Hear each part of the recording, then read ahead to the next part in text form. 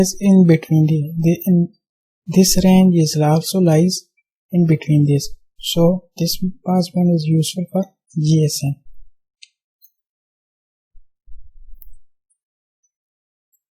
Second passband is LTE 4G 2.3 is useful.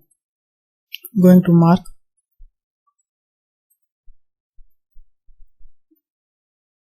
Here you can see that start at point 9 at end and 2.17. It is starting from 2.3. By little modification, by shifting this band, it becomes useful for this application. I will do it in my coming tutorial. Similarly, third passband is useful for WiMAX 3.3 to 3.7.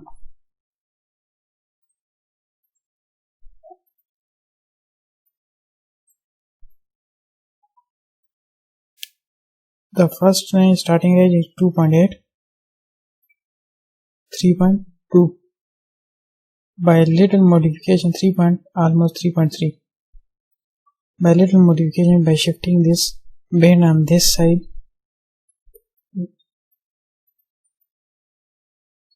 by shifting this band on this side,